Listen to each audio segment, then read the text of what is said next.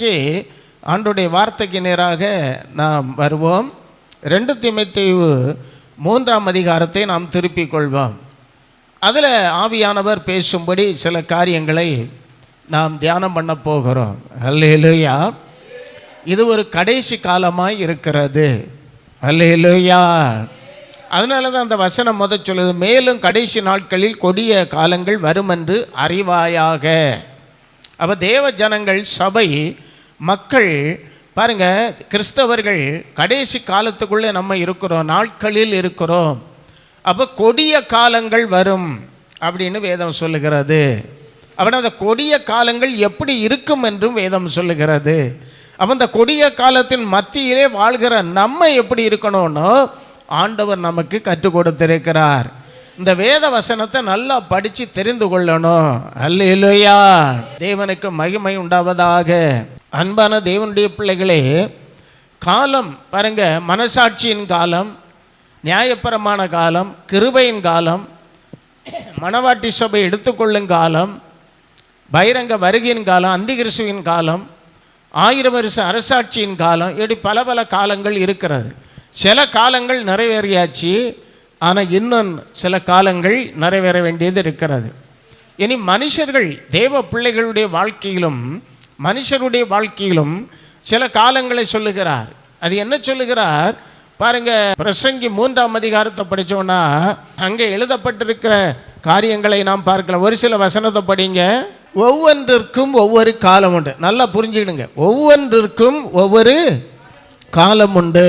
வானத்தின் கீழ் இருக்கிற ஒவ்வொரு காரியத்திற்கும் சமயமும் உண்டு. பிறக்க ஒரு காலம்,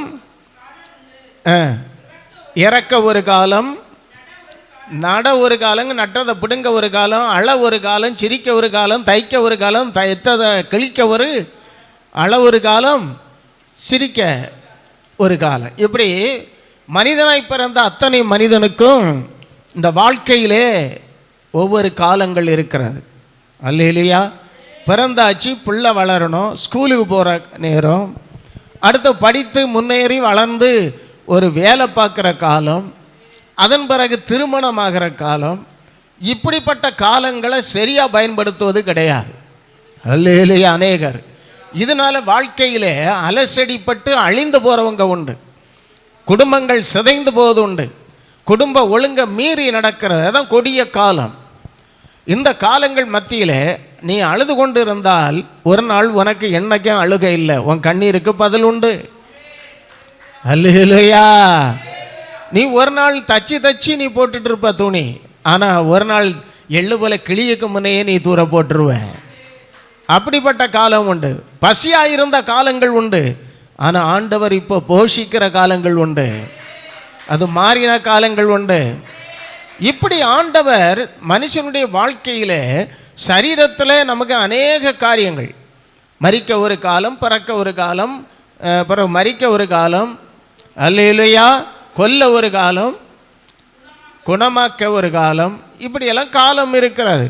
ஆனால் எந்த காலத்திலும் எந்த நேரத்திலும் தேவன் நம்மோடு இருக்க வல்லவராய் இருக்கிறார், ஜெயந்தர வல்லவராய் இருக்கிறார். அதுதான் ஒரு பாட்டு உண்டு இல்லையா, எந்த காலத்திலும் எந்த நேரத்திலும் உம்மை நான் துதிப்பேன், இயேசுவே உம்மை நான் துதிப்பேன், துதிப்பேன் எந்த வேளையிலும் துதிப்பேன். அல்லேலூயா. அப்ப என்னன்னா, எந்த காலத்திலும் கர்த்தரை ஸ்தோத்திரிப்பேன். தாவீதை பார்த்தீங்களா, அவன் அழுத காலம், ஒன்றும் இல்லாத காலம், உயிருக்கு பயந்து சவுலி நிமித்தம் ஒழித்து கொண்டிருந்த காலம், நல்லா இருந்த காலம், எல்லா காலத்திலும் அவன் தேவனை ஸ்தோத்தரிப்பான். அல்லேலூயா. தேவனை முறுமுறுக்க மாட்டான். தேவனை தேடிதான் தாகம் கொண்டிருப்பான், வாஞ்சியோடு இருப்பான். தேவனை விட்டு இனி எனக்கு நல்ல காலம் இருக்கான்னு கேட்க போக மாட்டான். தேவன் அவனுக்கு தெரியும், தேவன் எல்லா காலத்தையும் மாற்றுவார், காலத்தையும் சமயத்தையும் என் வாழ்க்கையில் மாற்ற வல்லவராயிருக்கிறார். இதை தேவ பிள்ளைகள் புரிந்து கொள்ளணும். இது ஒரு பக்கம் இருந்தாலும் கடைசி நாட்களிலே கொடிய காலங்கள் வரும் என்று அறிவாயாக. அல்லேலூயா. கொடிய காலம். அது எப்படி வருகிறது? பொதுவேயும் கொடிய காலமாக இருக்கிறது. ஆனால் தேவ ஜனங்களும் கொடிய காலத்துக்குள்ள வாழ்கிறார்கள், கொடியவர்களாய் இருக்கிறார்கள். அல்லேலூயா. இங்கே எழுதப்பட்ட வேதவசனம் கடைசி காலத்தில் என்னென்ன நடக்கும்னு இயேசு சொன்னார். கடைசி காலத்தில் நடக்கிற விஷயங்கள் எல்லாம் நடந்து கொண்டு தான் இருக்கிறது.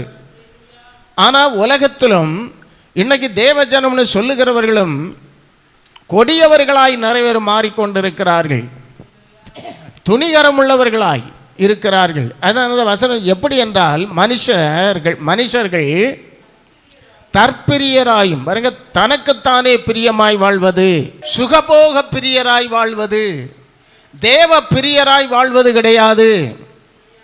தற்பிரியம், தனக்கு என்ன தோணுதோ அதன்படி. அதான் வேதம் சொல்லுது, மனுஷனுக்கு செம்மையாய் தோன்றுகிற வழிகள் உண்டு, அதன் முடிவோ நரக வழி, நரகத்துக்கு போகிற வழி. அல்லேலூயா. அதான் மரண வழி. அல்லேலூயா. அப்போ செம்மையாய் தற்பிரியர், எதுக்கும் தற்பிரியம். நான் இப்படி தான் உடுத்துவேன், நான் இப்படி தான், பெற்றோரை மதிக்காது பாருங்க, தற்பிரியம். புருஷனை மதிக்க மாட்டாங்க, மனைவியை மதிக்க மாட்டாங்க, முதியோரை மதிக்க மாட்டாங்க. சமுதாயத்தை நீங்கள் இன்றைக்கு எடுத்து பாருங்க, எல்லாம் அன்பு தணிந்து போன காலம், கொடிய காலம். அதுதான் ஆண்டவர் சொல்றார், கொடிய காலம். அல்லேலூயா. தற்பிரியர் நடு ரோட்டில் வண்டியை விட்டுட்டு நிற்பான், ஒதுங்க மாட்டான் பாருங்க. அடுத்தது வந்து ஒரு வண்டி போனால் ஏதாவது சொன்னால் சண்டைக்கு போவானுவேன். இது ஒதுக்கி விடலாம் இல்லையா? நடு ரோட்டில் கொண்டு விட்டுட்டு பைக்கையும் விட்டுட்டு பேசிட்டு நிற்பாங்க, டேர்னிங் பக்கத்தில் விட்டு பேசிட்டு நிற்பாங்க. மற்றவர்களுக்கு காரியத்தை கவனிக்கிறதே கிடையாது. இது மற்றவர்களுக்கு இடையூறாட்டாக நான் நிற்கிறேன்னு உள்ளதை சிந்திப்பதே கிடையாது. தானா தாரமாரா வண்டியை ஓட்டிக்கிட்டு சும்மா போனவனை இடிச்சுக்கிட்டு அவன்கிட்ட பணம் கேட்டுட்டு நிற்பான். தப்பு செய்தவன் அவன்கிட்ட போய் சண்டை போட நிற்பான். அல்லேலூயா. நியாயம் இல்லை, நீதி இல்லை பாருங்க. அந்த கொடிய காலம் அதுதான், தற்பிரியர். அல்லேலூயா. தற்பிரியம் எப்படி? தனக்குத்தானே பிரியமா வாழ்வது, வேதம் சொல்லுகிறபடி வாழ்வது கிடையாது. அல்ல, பிள்ளைகள் பாருங்க, இன்னைக்குள்ள பிள்ளைகள் தனக்குத்தானே பிரியமாக தான் வாழும். தாய் தகப்பனை மதிக்காது, சொல்லுவதை கேட்காது.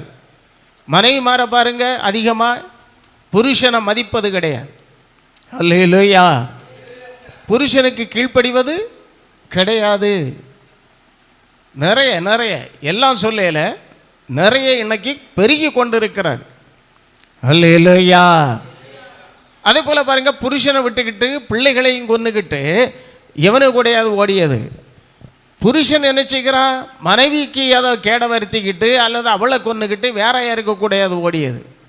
இப்படி தற்பிரியம், எதில் ஆசை வைக்கிறாங்களோ அதை அடையணும்னு விரும்புவது, இதெல்லாம் மனுஷனுடைய தற்பிரியம். இதுதான் கொடிய காலம். அல்லேலூயா. ரெண்டாவது, பணப்பிரியராயும் வீம்புக்காரராயும், வீம்பு அகந்தை உள்ளவர்களாகவும் வீம்பாயிருப்பார்கள்.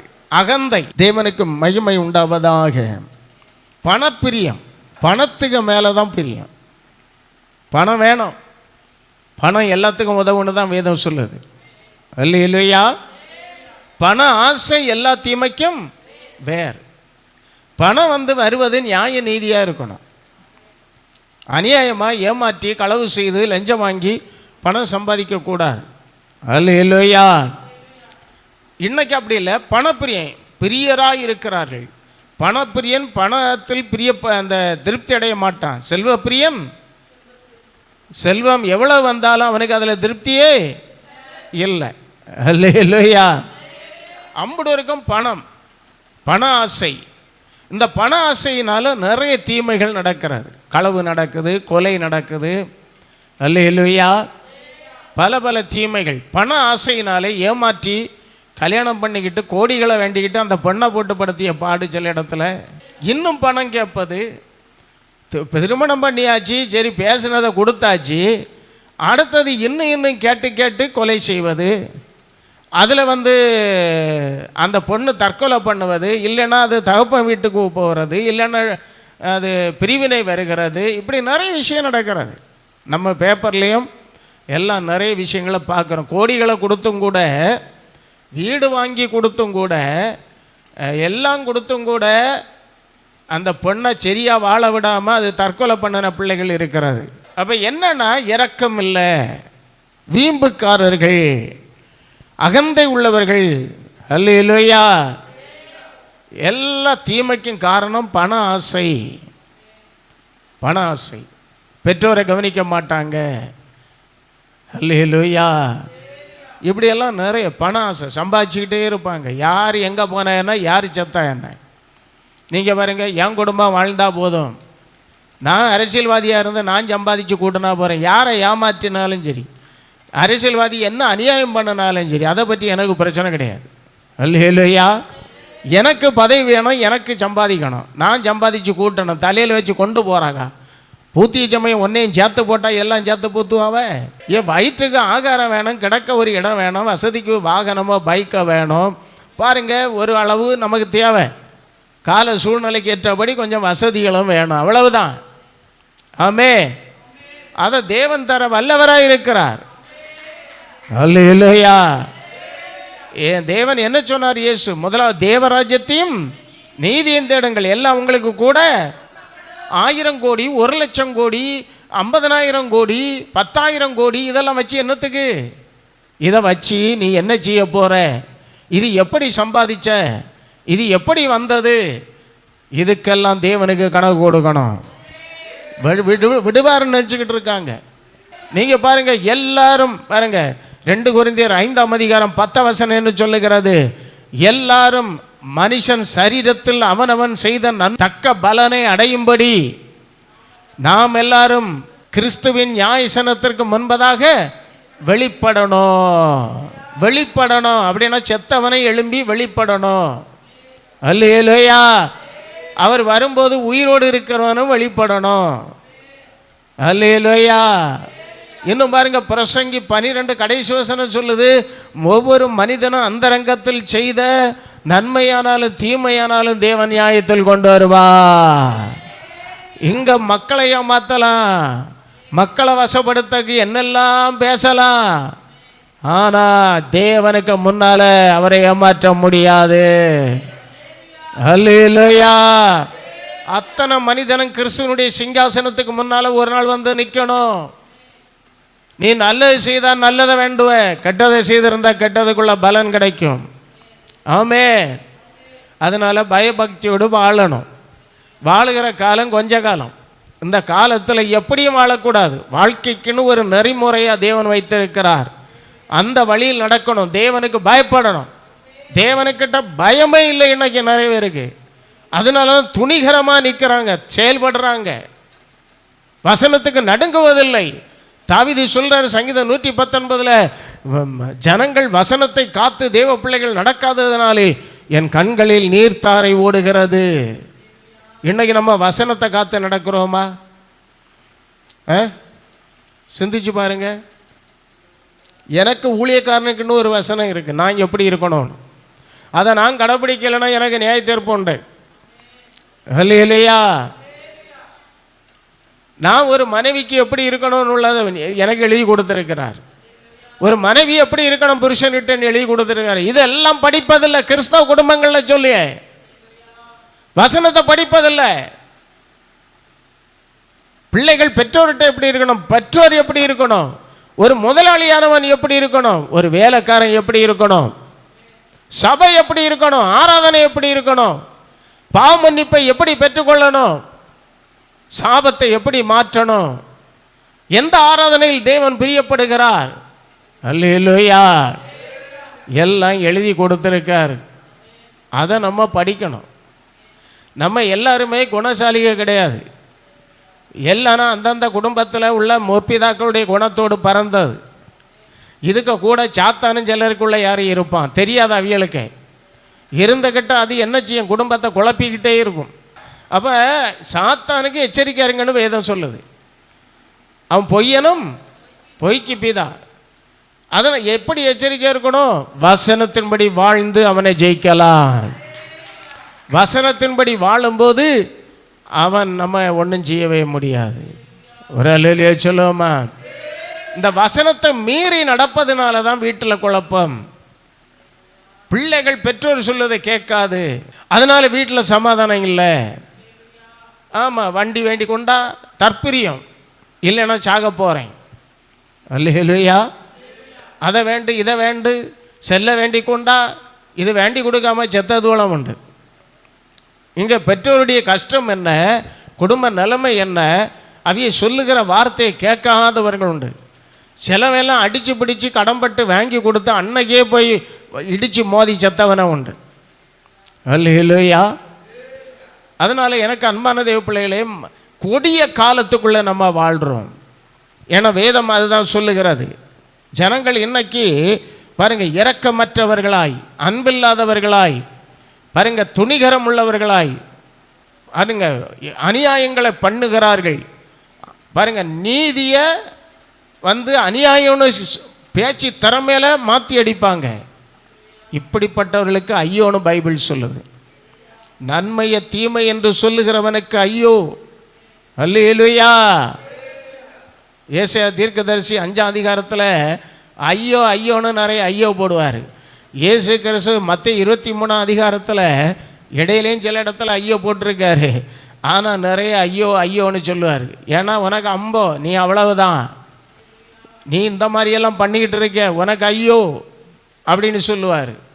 அதனால் நம்ம வாழ்கிற அந்த காலம் ஒரு கொடிய காலம். எங்கே பார்த்தாலும் யுத்தங்களும் பிரச்சனைகளும், பாருங்கள், இன்னைக்கு கலகங்களும், ஜாதி வரி, மத வரி, நான் தான் வாழணும், அடுத்தவன் நாசமாக போடணும்.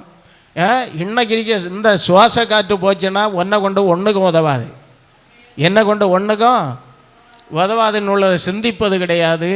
துணிகரமாக தேவன் படைத்த மனிதர்களுக்கு மேலாக தேவனுக்கு விரோதமாக இன்னைக்கு அநேகர் துணிகரம் கொண்டு செயல்படுவது, பாருங்கள், அநேக பாருங்கள், இந்த தீவிரவாத கும்பல்களாக மாறி மற்றவர்களை கொலை செய்வது, மற்றவங்களை அழிக்கணும்னு நினைக்கிறது, தாங்க மட்டும்தான் இருக்கணும், மற்றவங்க எல்லாம் தேசத்தை விட்டு ஓடணும்னு நினைக்கிறது. இதை எல்லாமே கொடிய காலம். அல்லேலூயா.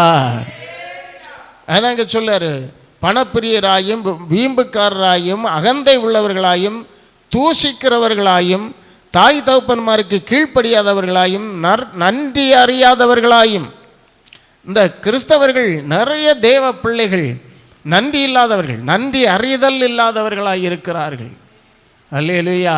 நான் தரிசனம் பார்க்கணும்னு சொல்லியாவ, ஆண்டவர் என்கிட்ட நேராக பேசுகிறாருன்னு சொல்லியாவ, அவங்க கிரியைகளாக பார்த்தா அவங்க நன்றி அறிதல் உள்ளவர்களாக இருக்கிறார்களா? அது ஒன்றும் கிடையாது. நிறையவருடைய வாழ்க்கை அந்த அநியாயமான ஒரு கொடிய காலத்துக்குள்ளே வாழ்கிறார்கள். அந்த தாய் தகப்பன்மாருக்கு கூட பிள்ளைகள் கீழ்ப்படுவதில்லை. அல்லேலூயா. உன் வாழ்நாள் நீடித்திருக்க நீ நன்றாக இருப்பதற்கு உன் தாயின் தகப்பனையும் கனம் பண்ணு. இதான் முதல் கற்பனைன்னு சொல்லியாரு. தேவனில் அன்பு கூறுவது முதல் கற்பனை. உன் தேவனாகிய கர்த்தரிடத்தில் முழு மனதோடும் முழு ஆத்துமாவோடும் முழு பலத்தோடும் அன்பு கூறுவாயாக. இது முதல் கற்பனை. ஆனால் இங்கே தாய் தகப்பனுக்கு சொல்லியாரு முதல் கற்பனை இதுன்னு. நீ உன் தாய் தகப்பனுக்கு கீழ்ப்படிந்து அவர்களை கனம் பண்ணி அவர்களுக்கு கீழ்ப்படிந்து வாழ்ந்தால் உனக்கு நன்மை உண்டாயிருக்க, நீ நன்றாயிருக்க, நீ கீழ்ப்படிந்து வாழணும். இது முதல் கற்பனைன்னு சொல்கிறாரு. தேவனுக்கு அடுத்தது தாய் தகப்பன் தான் உனக்கு ஆண்டவர். இது அனைவரும் புரிவதில்லை. இன்னைக்கு பிள்ளைகள்னால பெற்றோருக்கு எவ்வளோ ஒரு செல்லையும் வச்சுக்கிட்டு என்னெல்லாம் நடக்கு, என்ன கிராமு அந்த கிராமு இந்த கிராமுக்குள்ளே போய் நிறைய சீரழியுது. படிக்கிறேன்னு சொல்லிக்கிட்டு செல்லை வச்சே பார்த்துக்கிட்டு இருக்குது, ஏமாற்றியது. கொடிய காலம். லட்சக்கணக்கில் கஷ்டப்பட்டு படித்த வைப்பாங்க பணம் முடக்கி, அதுகள் எங்கேயாவது சுற்றிக்கிட்டு இருக்கும். அல்லேலூயா. இப்போ ஒரு சம்பவம் நியூஸில் என்ன வந்தது, பொண்ணை காணையில் பிறகு தேடி பார்த்தா இவனுக்கு பைக்கில் ஏறி அது போயிட்டே இருந்ததான். பாருங்கள், இப்படியெல்லாம் படிக்க போகிற இடங்கள்ல தான் செல்லை வச்சுக்கிட்டு அதில் காதல் இதில் காதல். நீ பாரு, ஆண்டவருக்குள்ளே இருக்கிற ஒரு தேவ பிள்ளை தேவனை தான் காதலிக்கணும். அவருடைய அன்பை மீறி நடக்கவே முடியாது தவறி. அல்லேலூயா. குடும்பங்கள் சிதைக்கப்படுது, தற்கொலைகள், குடும்பத்தில் நிம்மதி இல்லாத நிலைமைகள், இது எல்லாமே பிள்ளைகள்னால வருது. எல்லா பிள்ளைகளையும் நான் சொல்ல வரையில இப்படி செயல்படு. ஆனால் இது கூடிக்கிட்டே இருக்கு. இன்னும் வருகிற தலைமுறை ஒன்று கூட என்ன ஒன்று பிறந்து வளர்ந்து வருதுன்னா அப்போ இந்த தேசம் எப்படி இருக்கும், சூழ்நிலை எப்படி இருக்கும்? நீங்களும் நானும் வளர்ந்த காலத்தில் சின்ன வயசில் எப்படி இருந்தோம், இன்னைக்கு எவ்வளோ மாற்றம் இத்தனை வருஷத்துக்குள்ள. அப்போ இன்னும் எப்படிப்பட்ட காலம். அப்போ பிள்ளைகள் நல்லா இருக்கணும், பிள்ளைகள் ஒரு இதில் மாட்டக்கூடாது, பிள்ளைகளுடைய வாழ்க்கை கெட்டு போகக்கூடாதுன்னு பெற்றோர் கண்ணும் கருத்தமாக இருந்து வளர்ப்பாங்க. ஆனால் அந்த பிள்ளைகளோ பெற்றோரை ஏமாற்றிக்கிட்டு பாருங்கள் தற்பரியமாக வாழ்வது. அல்லேலூயா. ஆபாசமாக உடை உடுத்துக்கிட்டு நிற்பது, என்னெல்லாமோ பண்ணுவது, உடம்பை பேணுவது. பாருங்கள் இப்படியெல்லாம் இன்னைக்கு பெண்கள் ஆண்கள் இன்றைக்கு இருக்கிறார்கள். இது என்னென்னா தற்பிரியம். அல்லேலூயா. இவங்க பெற்றோருக்கு கீழ்ப்படிய மாட்டாங்க, நன்றி அறியாதவர்கள். தாய் தோப்பம் கஷ்டப்பட்டு வளர்த்து ஆளாக்கி விட்டுருப்பாவ, வயசான காலத்தில் நன்றியே கிடையாது. சம்பாதிச்சு எடுத்து பிள்ளைகள் நல்லா வரணும்னு பட்டினி கிடந்து வேலை செய்து, அல்லேலூயா, ஏதோ கொஞ்சம் அப்படி வச்சிருப்பாவ. ஆனால் அந்த பிள்ளைகள் பெற்றோர் மேலே அன்பு இல்லை. இனி சில மருமக்களுக்கு பாருங்க மாமியார் மேலே அன்பு கிடையாது. மாமியார் ஒன்றும் சொல்லிடக்கூடாது, ஆனால் தள்ள மாதிரி என்ன சொன்னாலும் பிரச்சனை கிடையாது. மாமியாரை வெளியே தள்ளணும், அப்போ தள்ளையும் வெளியே தள்ளணும். யார் பெற்ற அம்மையும் என்ன செய்யணும், வெளியே தள்ளணும்.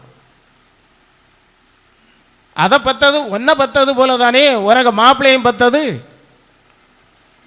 அல்லேலூயா. அப்போ இதெல்லாம் நியாய தீர்ப்புக்கு வரும். நல்லா புரிஞ்சுக்கிட்டா நியாய தீர்ப்புக்கு இதெல்லாம் வரும், யாரும் தப்பவே முடியாது. அவன் சரீரத்தில் செய்த அத்தனை காரியங்களுக்கும் தேவனுடைய சிங்காசனத்துக்கு முன்னால் ஒரு நாள் வெளிப்படணும். அதுக்கு அதை வெளிப்படுகிற காரியங்கள் நிறைய இருக்குது. நியாய தீர்ப்பெல்லாம் 3 கட்டமாக நடக்கும். ஆனால் அன்பான தெய்வ பிள்ளைகளே, அதனால் இந்த செய்தி கேட்குற நீங்களும் நானும், அந்த வேதம் ஒரு வேலி. இந்த வேதம் நமக்கு நல்வழியை காட்டும். கர்த்தருடைய வசனம் கால்களுக்கு தீபமும் வெளிச்சமாக இருக்குது. வேதத்தை சரியாக படித்து அதன்படி குணத்தை மாற்றிக்கிடணும். சொல்லுங்கள் எல்லாரும். எல்லாருக்கும் ஒரே குணம் இருக்காது. உனக்கு ஆவியிலே பிசாசு உள்ளே இறங்கி உன்னை குழப்புவான், உன்னை பல வழியில் கொண்டு போவான். அவனுடைய இச்சையை அவனுடைய ஆசையை ஒன்றில் நிறைவேற்ற பார்ப்பான். தெரியுமா உங்களுக்கு? உங்களுக்குள் இருந்து நிறைவேற்ற பார்ப்பான். எப்போ நம்ம ஆண்டவருக்குள்ளே வந்து ரட்சிக்கப்பட்டு நம்ம ஆண்டவருக்குள்ளே வந்துட்டோமா, முற்றிலும் அர்ப்பணித்து வேத வசனத்தை இருதயத்தில் நிரப்பணும், தேவனுக்கு பயப்படணும், தாழ்மை இருக்கணும், கீழ்ப்படிதல் கண்டிப்பாக இருக்கணும். இல்லாத அத்தனையும் ஒரு நாள் நியாய தீர்ப்பு கொடுத்து அக்கினி கடலில் போடுவா. இது எதுக்கு இந்த செய்தி? திருந்துவதற்கு. இந்த கொடிய காலத்தில் நீ கொடியவர்களாய், கொடிய பயலா, கொடிய பெண்ணா இருக்கக்கூடாது, இரக்கமில்லாதவர்களாய் இருக்கக்கூடாது, நீங்கள் நன்றி இல்லாதவர்களாக வாழக்கூடாது. அல்லேலூயா. நன்றி உள்ளவர்களாய் வாழணும். பலரும் பல ரீதியில் போகலாம், அவங்கள பார்த்து நீ ஓடக்கூடாது. அல்லேலூயா. நீ தேவனுக்கு பயந்து வாழணும், நற்கனி கொடுக்கணும். நல்ல கனி கூடாத மரமெல்லாம் வெட்டுண்டு அக்கினியில் போடப்படும். அல்லேலூயா. 3ஆம் வசனம் சொல்லுது, சோப அன்பில்லாதவர்களாயும், இணங்காதவர்களாயும், அவதூறு செய்கிறவர்களாயும், இச்சை அடக்கம் இல்லாதவர்களாயும், கொடுமை உள்ளவர்களாயும், நல்லோரை பயக்கிறவர்களாயும். பார்த்தீங்களா, இச்சை அடக்கமே இருக்காது. கர்த்தருக்கு ஸ்தோத்திரம். சோப அன்பே கிடையாது.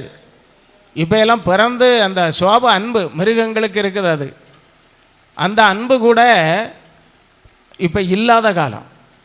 அல்லேலூயா. வசனம் என்ன அருமை. இதுதான் கொடிய காலம்.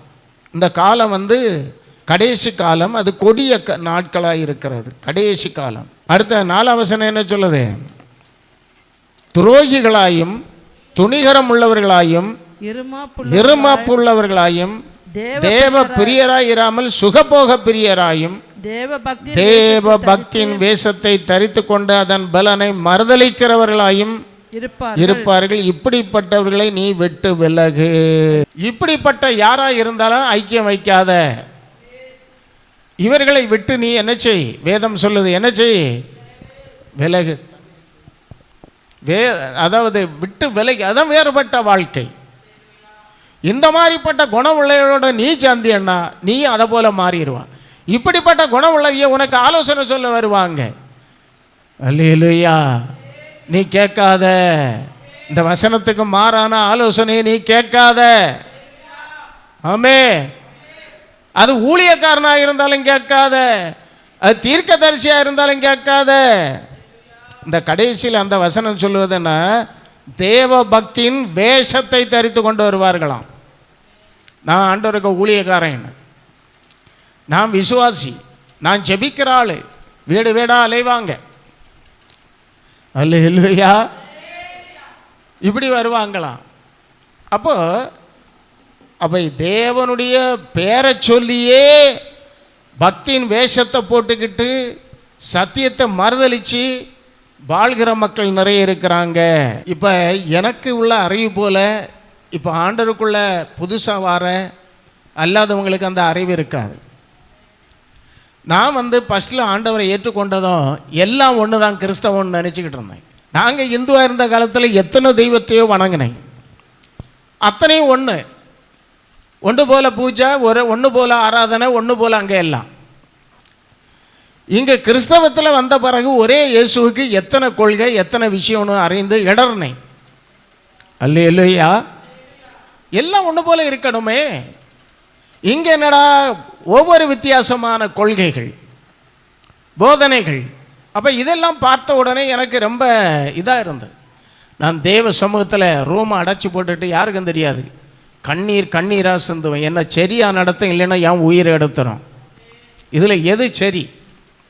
அல்லேலூயா. இங்கே நின்றுட்டு நான் போய் பேசலை, அந்த ஜெபம் எல்லாம் தேவன்கிட்ட இருக்குது. என்னை சரியாக நடத்தணும், இல்லை என் உயிரை நான் தப்பாக நடந்து நான் நரக குழியில் போய் விழுந்துடவே கூடாதுன்னு அழுவேன். ஆனால் தேவன் என்னை ஞானம் தந்து என்னை வேதத்தை படிக்க வைத்து நிறைய காரியங்களை, தவறுகளை சொல்லி தந்து அவரே என்னை நடத்தி வந்தார். அல்லேலூயா. அப்போ தான் இந்த வேத வசனத்தின் படித்து கற்றுக்கொள்ளும்போது, வேதத்தை படித்தாலே எல்லாருக்கும் அந்த அறிவு வராது. எதை படிச்சுக்கிட்டே போயிட்டு இருப்பாங்க. வேதத்தை படிக்கும்போது ஒரு கேள்வி வரணும். சிலர் அந்த கேள்விக்கு தவறான கருத்து சொல்லுவாங்க. அந்த கேள்விக்கு விட அந்த வேதத்திலே இருக்கு. அதை கண்டுபிடிக்கும் வரையில் பொறுமையாக இருக்கணும், தகாததை பேசக்கூடாது. அல்லேலூயா. இப்படி தான். அப்போ என்னென்னா, இன்னைக்கும் பாருங்க, நிறைய பேர் ஆண்டவருக்கு பேரால் ரொம்ப அது நீங்கள் நான் கீழே படித்து பார்த்தால் இப்படிப்பட்டவங்க எப்படிப்பட்டவங்களும் இந்த மாதிரி மேலே சொல்லப்பட்ட ஆட்கள் 6ஆம் வசனம் சொல்லுகிறது, பாவங்களால் நிறைந்து பற்பல இச்சைகளால் இழுப்புண்டு. இவங்க யாரை ஏமாத்துவாங்க, வஞ்சிப்பாங்களாம்? பாவங்களால் நிறைந்து. நல்ல கவனிங்க வசனத்தை.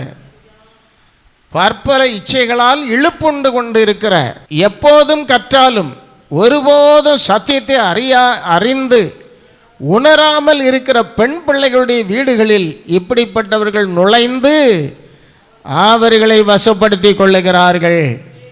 அப்போ இங்கே சொல்லப்பட்ட கொடிய காலம் வெளியில் நடக்குது, அது வேற. மத்திய 24 லூக்கா 21 சொல்லப்பட்ட காரியம் எல்லாம் கடைசி காலம் நடக்கிறது, பொதுவாக நடக்குது. ஆனால் அப்போ நான் இதை தியானிக்கும் பொழுது, இங்கே கொடிய நாட்கள் வரும் என்று அறிவாயகன்னா இதெல்லாம் சபைகளிலே பைபிளை தூக்கிட்டு நடக்கிறவன், பிரசங்கிக்கிறவன், இப்போ விசுவாசின்னு சொல்கிற ஆட்களுக்கு தான் இது எழுதப்பட்டிருக்கு. அப்போ இப்போ விசுவாசிகளே கொடியவர்களாய், ஊழியக்காரனே கொடியவர்களாய், பற்பல ஆசைகளை இழுப்புண்டு ஜனங்களை வஞ்சிக்கிறவனாய் இருக்கக்கூடாது. அல்லேலூயா. நல்லா புரிஞ்சுக்கிடுங்க. யாரை போய் வஞ்சிப்பாங்க இவங்க? பாவங்களால் நிறைந்து பற்பல இச்சைகளால் இழுப்புண்டு எப்போதும் கற்றாலும் ஒருபோதும் சத்தியத்தை அறியாத இப்படிப்பட்ட விசுவாசிகள், இப்படிப்பட்ட ஊழியக்காரங்க பற்பல இச்சைகளால் இழுப்புண்டு. அல்லேலூயா. எப்போதும் சத்தியத்தை பிரசங்கித்தாலும் பாருங்க, ஒருபோதும் சத்தியத்தை அறிந்து உணராமல் இருக்கிற பெண் பிள்ளைகளுடைய வீடுகளில் இப்படிப்பட்டவர்கள் நுழைந்து என்ன செய்வாங்களாம்? அவர்களை வசப்படுத்தி கொள்கிறார்கள். அல்லேலூயா. வீட்டுகளுக்கு கூட்டங்களை நடத்தி வசப்படுத்தி இழுத்துடுவாங்க. அல்லேலூயா. நாம் பேசுகிற இப்படிப்பட்ட வார்த்தைகளை அவங்க பேசவே மாட்டாங்க. நீங்கள் அந்த செய்திகளை கேட்கவும் முடியாது. டிவிலையும் சரி வலைதளங்கள்லையும் சிலர் தான், ஏதோ சிலர். அதிகமாக இன்னைக்கு நீங்கள் பாருங்கள், மக்களை கவர்ந்து கவர்ந்து இழுக்கிற விஷயம். காரணம் அதிகமாக பெண்களை தான் ஏமாற்றியது. ஏவாளை வசப்படுத்தினானா? இந்த ஆதாம்கிட்ட போயிருந்தா ஆதாம் வந்து என்ன செய்வான்? ஜாலியை பார்த்துட்டு போ பீசாசன்னு சொல்லிடுவான். அல்லேலூயா. இப்போ ஏவாள் வழியாக தான் ஆதாமையும் கீழே தள்ளணும்னு இவனுக்கு தெரியும். இப்போயும் அப்படி தான் நடக்கு. அவளுக்கிட்ட தான் அழகாக பேசி ஆசீர்வாதங்களை சொல்லி, நீங்கள் தேவனை போல ஆவீர்கள், நன்மை தீமை தெரிஞ்சிருவீங்க, இது தேவன் அறிவார் அப்படியெல்லாம் சொல்லி இவன் ஆசையை அவளுக்குள்ள புகுத்தி அவன் அந்த கனியை பார்த்து இச்சித்தாள்னு வேதம் சொல்லுது. ஆதியாகமம் 3. அல்லேலூயா. இச்சித்தாள், இச்சை உள்ள வந்துட்டா. அதுக்கு முன்னே இச்சை கிடையாது. இங்கே என்ன சொல்லுது? பற்பல இச்சைகளால் இழுப்புண்ட விசுவாசி ஊழியக்காரன். வீடு வீடாக போவாங்க. அங்கே இருக்க சகோதரிகள்கிட்ட கொஞ்சம் 2 காப்பு கிடக்கும், இல்லை 2 செயின் கிடக்கணும் வைக்கலாம். அப்படியே பழவி வசப்படுத்தி அப்படியே பழகி அங்கேயும் சாப்பிட்டுக்கிட்டு, எனக்கு ஒரு அர்ஜென்ட்டுக்கு ஒரு 5 பவுனு, ஒரு 3 பவுனு. எத்தனை இடத்துல இது நடக்குது? வாங்கிட்டு திருப்பி கொடுப்பதில்லை. ஒருத்தர் ஃபோன் பண்ணுறாரு, எனக்கு எத்தனையோ ஃபோன் வந்தது உண்டு செய்தியை கேட்டு. இப்படி எடுத்து வீட்டில் கூட்டம் கொடுத்தேன், இப்போ வீட்டை அபகரிக்க நிற்கிறாங்க.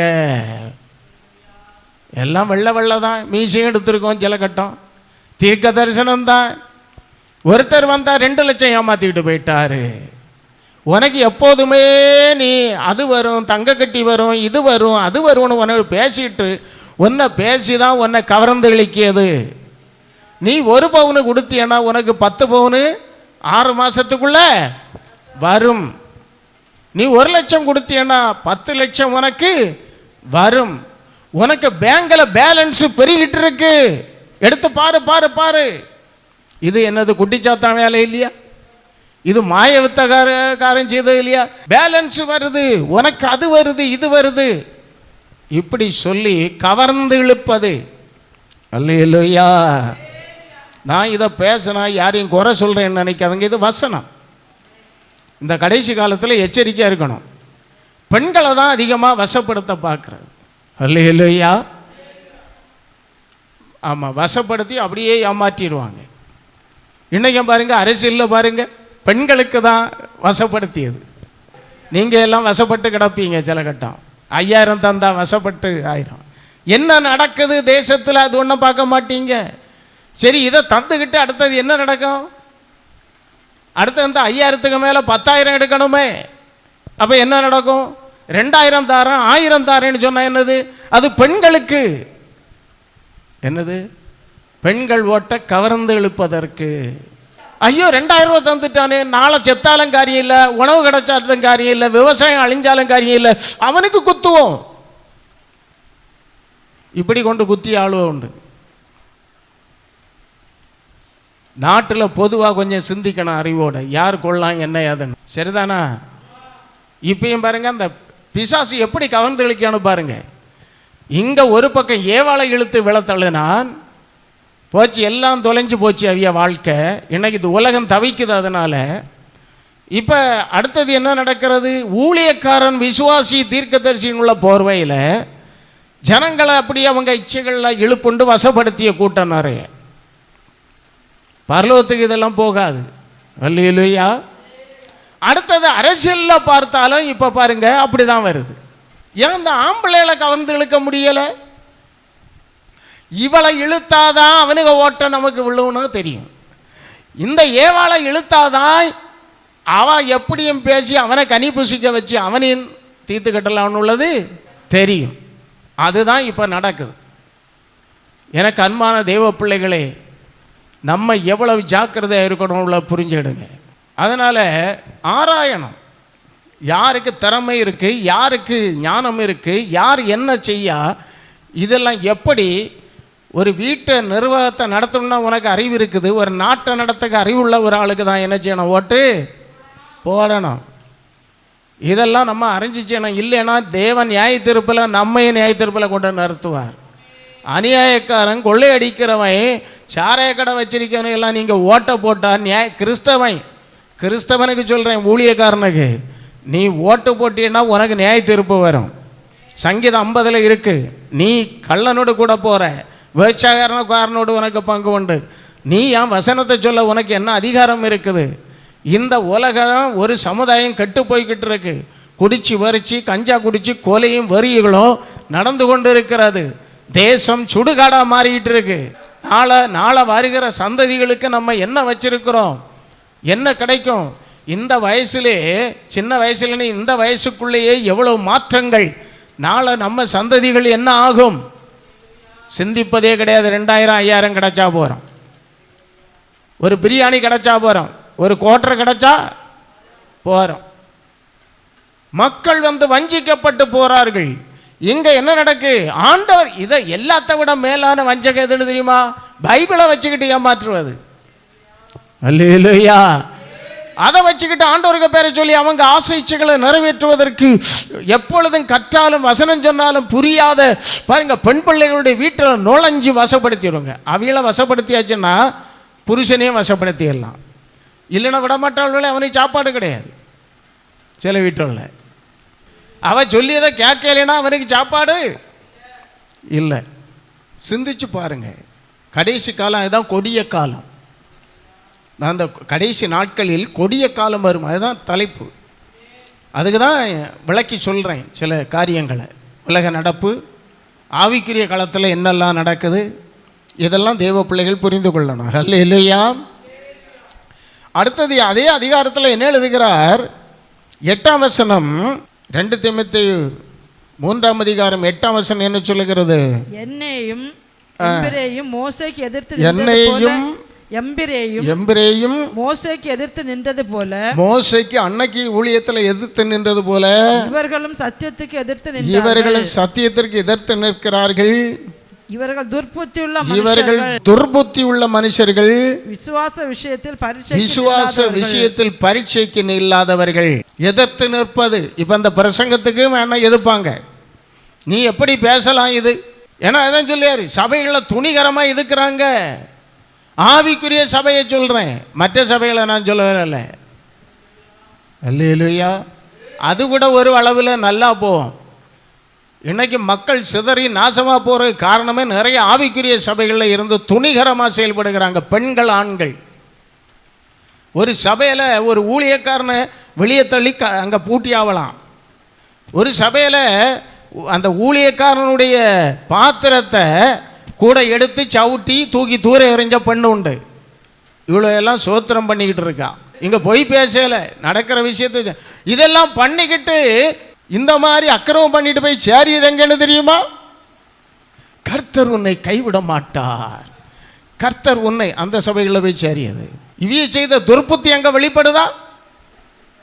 இவங்க என்ன பண்ணிக்கிட்டு இங்க வந்தாங்கன்னு தெரியுமா? உன் சபைக்கு எங்க போயாவது ரட்சிக்கப்பட்ட அபிஷேகம் பண்ணிட்டா போறான். அவைகளே நம்ம சபையில் வந்து சேர்ந்துட்டா பிரச்சனையே கிடையாது. ஆனால் ஒன்றை ரட்சிப்புகளை நடத்தணும்னா பெரிய பாடம் உண்டு. அந்த பாடெல்லாம் பட்டவனை எல்லாம் அடித்து விரட்டிக்கிட்டு இவி ஆசை இச்சைகளை அவன் நிறைவேற்ற முடியுமா? இப்போ இங்கே இருக்க விசுவாசிக்க சொல்லி கேட்டு நான் ஊழியம் செய்ய முடியுமா? நீ சொல்கிற ஆலோசனை வசனத்தின்படி இருந்தால் தான் ஏற்றுக்கொள்ள முடியும். என்னை அழைத்த நோக்கம் சில சொல்லுங்க, கொஞ்சம் நீங்கள் இப்படி பிரசங்கம் பண்ணாண்டா இந்த மாதிரி போங்கன்னு. எனக்கு போக முடியலை, எனக்கு ஏமாற்ற முடியலை, வஞ்சிக்க தெரியாது, எனக்கு ஆசை இச்சை கிடையாது, எனக்கு ஏமாற்ற தெரியாது. அல்லேலூயா. இன்னும் பாருங்க, தீத்து 1ஆம் அதிகாரத்தை எடுங்க, 10-12 வரை படித்தா அங்கே வேதம் சொல்லுகிறது, அநேகர் விசேஷமாய் விருத்த சேதனம் உள்ளவர்கள், அடங்காதவர்களும் வீண் பேச்சுக்காரரும் மனதை மயக்கிடுவாங்க. சிஸ்டர் வாங்க, பிரதர் வாங்க, மயக்கி இழுத்துருவாங்க. எனக்கு அன்பான தேவ பிள்ளைகள், இங்கே நடக்கிற விஷயத்தை பாருங்கள். வசனம் என்ன சொல்லுது? தீத்து 1:10, அநேகர் விசேஷமாய் விருத்த அடங்க மாட்டாங்க. அங்கே ஓடியது அந்த சபைக்கு ஓடுவாங்க, இங்கே ஓடுவாங்க, எங்கேயாவது ஒருத்தர் வந்தாருன்னா மண்டபத்துக்கு ஓடுவாங்க, அடுத்து அங்கே போனால் அங்கே போய் பாருங்க கன்வென்ஷனுக்கு ஓடுவாங்க. எவனுக்குள்ளே என்ன ஆவி இருக்குன்னு தெரியாது. எல்லாத்தையும் வேண்டி கட்டிட்டு பிறகு பலவீனமாக வீட்டில் கிடந்துட்டு பாஸ்டர் நீ எனக்கு ஃபோன் பண்ணுவாங்க. சிலர் பாருங்க அடங்காது. நான் எனக்கிட்ட கிருபை இருக்குன்னு சொல்லிட்டு அந்த வீட்டுக்கு 3 மாதம் உபவாசம் கட்டு உடைப்பு, இந்த வீட்டுக்கு 3 மாதம் கட்டு உடைச்சி போகிற அந்த ஆளுக்கு கட்டு. தேவன் குறுக்கு வழியில் சாடிய தேவன் அல்ல.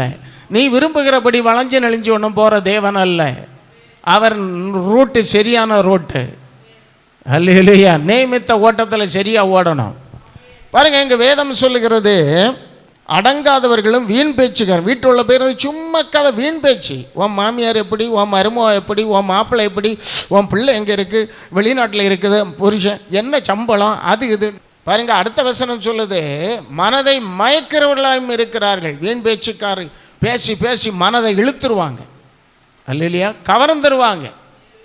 சினிமா நடிகர் ரசிகர்களில் கவர்ந்து வச்சது போல பைத்தியம் பிடிச்சு அலையுதுவார். இது போல தான் ஊழியத்தில் ஆண்டவருக்கு பேரால் வஞ்சிக்கிறது, ஏமாற்றுகிறது, நரகாக்கனைக்கு நேராக நடத்துவது எல்லாம் பெரிய தவறான விஷயம். அதுதான் இங்கே கொடிய காலம்னு சொல்லப்பட்டது. இதில் 11ஆம் வசனம் என்ன சொல்லுது?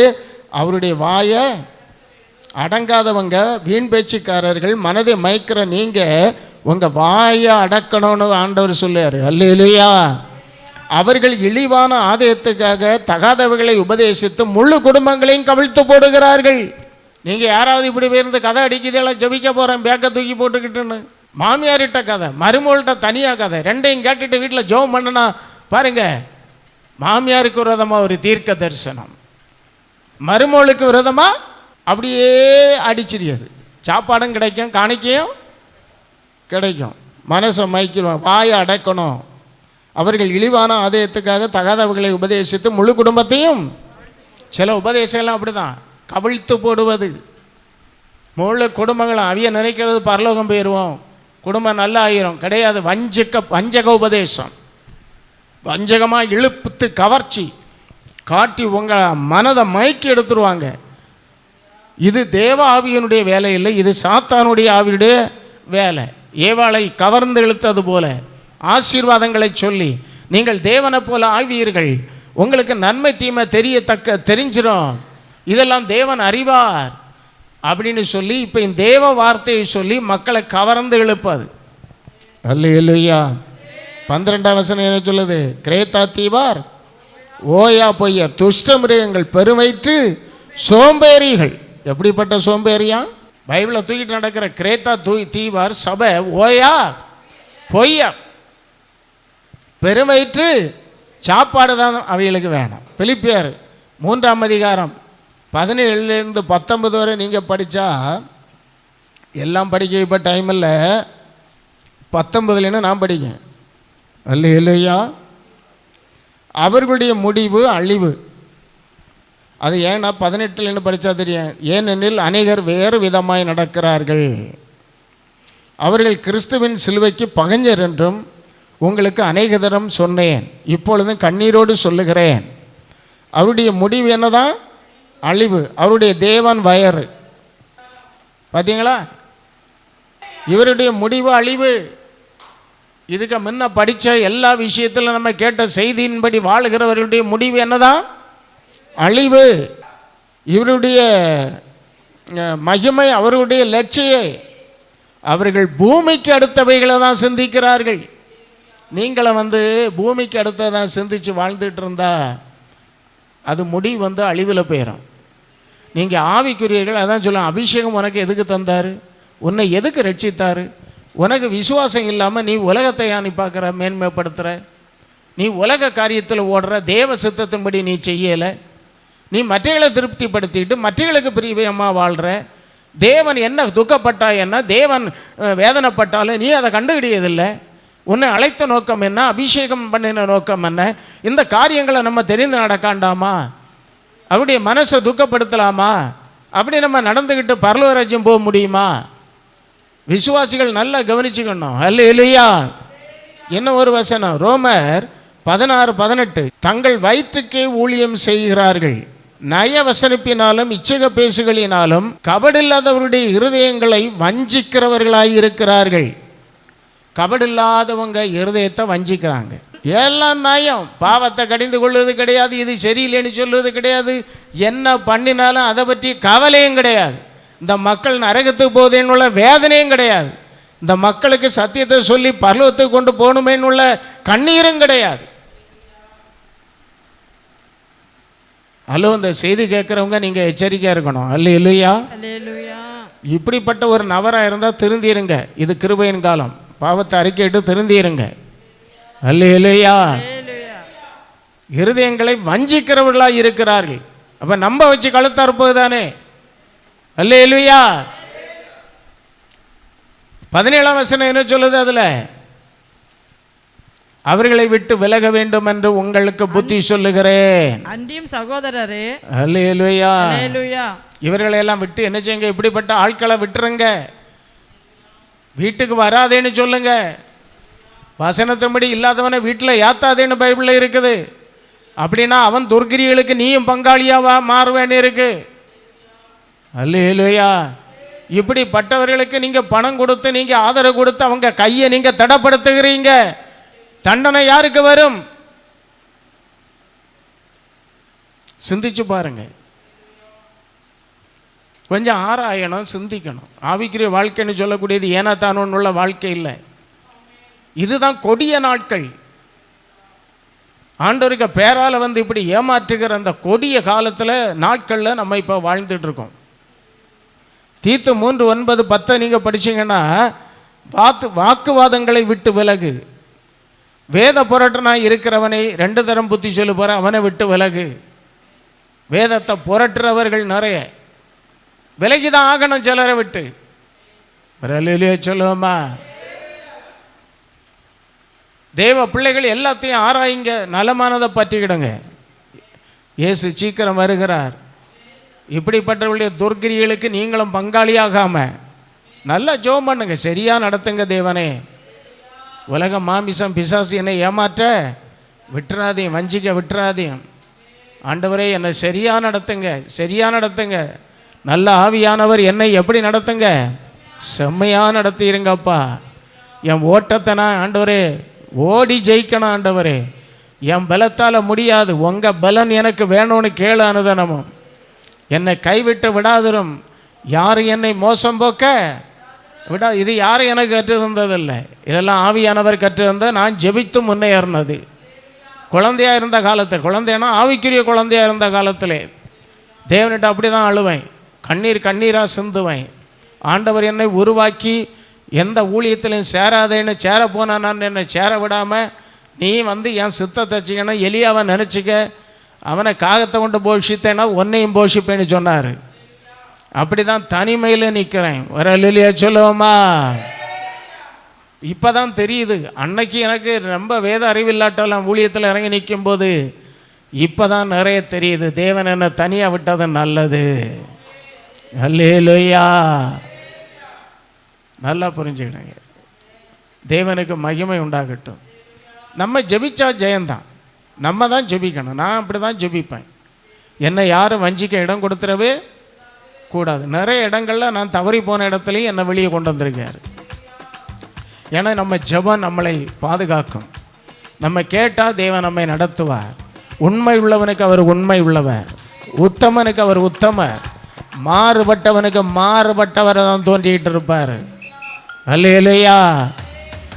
அதை புரிந்து தெய்வ பிள்ளைகள் பயபக்தியாக வாழுங்க. உங்கள் வீடுகளில் வாரைகளெல்லாம் வீட்டுக்குள்ளே ஏற்றாத. யார் என்னன்னு கேளு. தெரியாத ஆட்கள் வரும். யார் என்ன, நீங்கள் எந்த சபை, எங்கேன்னு வாரிய, உங்கள் கொள்கை என்னன்னு நீங்கள் அது சரியில்லைன்னு தோணுச்சுன்னா நீங்கள் அப்படி வர வேண்டிய அவசியம் கிடையாது. இப்போ இந்த ஊழியத்தில் சபையில் இருக்கிற மக்களுக்கு உத்தரவாதி நான். பைபிள் சொல்லுது நாம் உத்தரவாதம் செய்யணும் ஆண்டவர்கிட்ட. தெரியுமா உங்களுக்கு? நான் போய் அடுத்த சபையில் உள்ள மக்களை குழப்ப போகக்கூடாது. சத்தியத்துக்கு மாறாக இருந்தால் நான் பிரசங்கம் பண்ணுவேன். அதை கேட்ட திருந்திக்கணும். இல்லையா? அதனால் அன்பான தெய்வ பிள்ளைகளே, ஒரு இந்த நாட்கள் கொடிய நாட்களிலே நம்ம வாழ்கிறோம். தற்பிரியர், பணப்பிரியர், வீம்புக்காரர், இப்படியாக இன்றைக்கு மனுஷர்கள். அது ஒரு பக்கம் பாருங்கள். ஏவாள் வஞ்சிக்கப்பட்டது போல, ஆதாமையை வஞ்சித்தது போல இன்றைக்கி சபைகளை வஞ்சிக்க பிசாசு பயங்கரமாக கிரியை செய்துக்கிட்டு இருக்கான். அநேகர் எழுப்பி விடுகிறான். அநேகர் ஆண்டவருக்கு போர்வையில் வாராங்க. அநேக சபைகள் தவறான உபதேசத்தில் எழும்பிற்று. இதெல்லாம் ஜனங்கள் கண்டுகொள்வதற்கு கஷ்டம். அல்லேலூயா. அதுக்கெல்லாம் நல்ல ஜெபம் பண்ணி வேத வசனத்து ஞானம் பெற்றாதான் அதை அறிய முடியும். அப்படி இன்னைக்கு கலப்படத்தில் கிடக்கு. ஆனால் நீங்கள் எதுலேயும் போய் விழுந்த மாட்டிடாதுங்க. யாராவது வசப்படுத்தி வச்சுருந்தேன்னா அது சரியா தவறான்னு இந்த மெசேஜ் மூலம், இந்த செய்தியின் மூலம் அறிந்து கொள்ளுங்க. ஒரு அல்லையே சொல்லுவோமா? எந்த ஊழியக்காரியோ உன் வீட்டில் வந்து உன் உருப்படி கேட்டால் கொடுக்காத, பணம் கொடுக்காத. அந்த தேவை இந்த தேவை தந்துருவேன்னு சொன்னால் கொடுக்காத. உனக்கு சபையில் ஒரு தேவை இருக்கும், அதுக்கு கொடு. ஆமே, அப்படிதானா? சரி, அன்பான தேவ பிள்ளைகளே, அதனால் கொடிய காலத்தில் இருக்கிறோம் நாட்களில் யாருமே வஞ்சிக்கப்படாதுங்க. இன்றைக்கி நான் வேறு செய்தேன், ஆனால் என்னை இதுதான் கொடுக்க ஏவினார். எனக்கு இப்படி தான் ஆண்டவர் எச்சரிப்பின் செய்தி தான். அல்லேலூயா. அதனால் இதை கேட்குறவங்க அந்த மாதிரிப்பட்ட காரியம் செய்தால் விட்டுருங்க.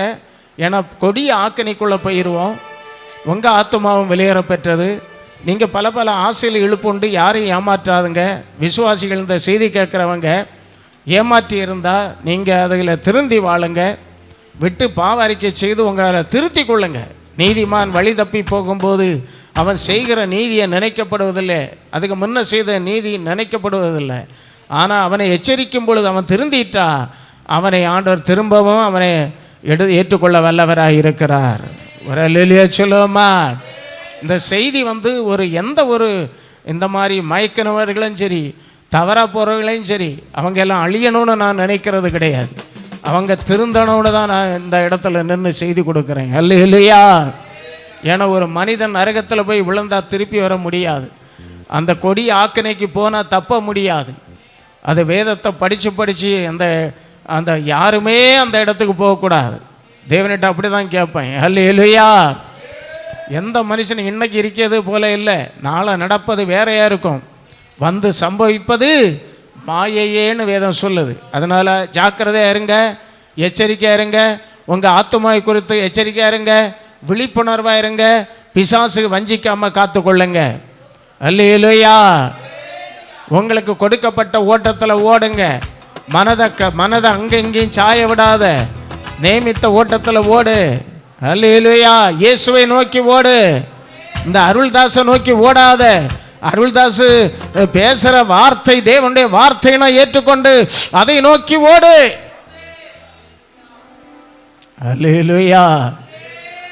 ஓடி அங்கே போய் சேர்ந்துரு ஆண்டவர்கிட்ட. அந்த ஓட்ட பயணத்தில் தான் நம்ம இருக்கிறோம். அதை புரிந்து தெய்வ பிள்ளைகள் வாழுங்க. இந்த வார்த்தையின்படி தேவன் உங்களை ஆசீர்வதிப்பாராங்க. நான் ஜெபம் பண்ணோம்.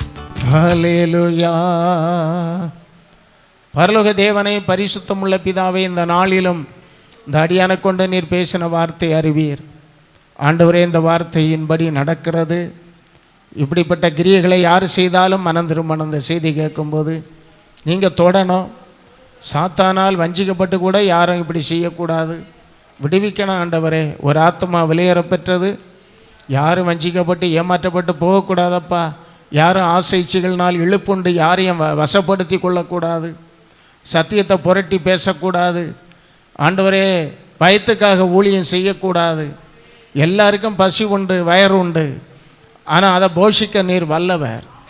ஆனால் அதுக்காகவே பைபிளை தூக்கிட்டு அது கிடைக்கும் இது கிடைக்கணும் ஓடுகிறவங்க இப்போ பெருகி விட்டார்கள். தேவனை இந்த மாதிரிப்பட்ட காரியத்தை செய்கிற யாராக இருந்தாலும் அந்த செய்தி கேட்டால் அவங்க எல்லாம் ஆண்டவரே மனம் திரும்பவும் அல்லேலூயா கிருபை செய்யும்படியாக செபிக்கிறோம். வசனம் கிரிய செய்யட்டும், வசனம் கிரிய செய்யட்டும்.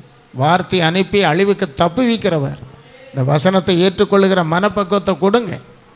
அல்லேலூயா. தெளிவை கொடுங்க. புத்தி தெளிய வைங்க.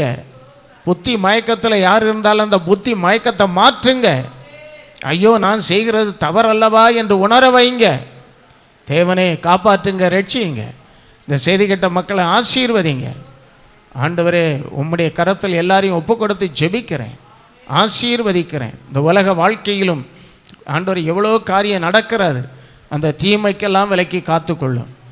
சுகம்பலன் ஜீவன் தந்தருளும், சமாதானத்தை தந்தருளும். சரியாக உம்மை நோக்கி ஓட கிருபைத்தார், செம்மையாக நடத்தும். எல்லா கனமகிமை உமக்கு இயேசு கிறிஸ்துவின் நாமத்தில் வேண்டுகிறோம், ஜீவனுள்ள பரிசுத்தமுள்ள நல்ல பிதாவே, ஆமேன். கர்த்தர் உங்களை ஆசீர்வதித்து காக்க கடவர். கர்த்தர் தம்முடைய முகத்தை பிரகாசிக்க பண்ணி உங்கள் மேலே கிருபை இருக்க கடவர். கர்த்தர் தம்முடைய முகத்தை பிரசன்னமாக்கி உங்களை சமாதானம் கட்டளையிட கடவர். பிதா குமாரன் பரிசுத்த ஆவியானுடைய சகல நன்மைகளும் ஆசீர்வாதங்களும் சபையோட மக்களோடு, குடும்பங்களோடு, தேசத்தோடு, எல்லா மக்களோடும் வருகை வரை உம்முடைய ஆசீர்வாதம் தங்கி இருப்பதாக. ஆமேன். இயேசுவின் நாமத்தில் ஜெயம் கொடுக்கிற தேவனுக்கு கரங்களை தட்டி ஸ்தோத்திரம் பண்ணுவோம். ஜெயம் கொடுக்கும் தேவனுக்கு கோடி கோடி ஸ்தோத்திரம். வாழ்வழிக்கும் இயேசு ராஜாவுக்கு வாழ்நாளெல்லாம் ஸ்தோத்திரம். God bless you.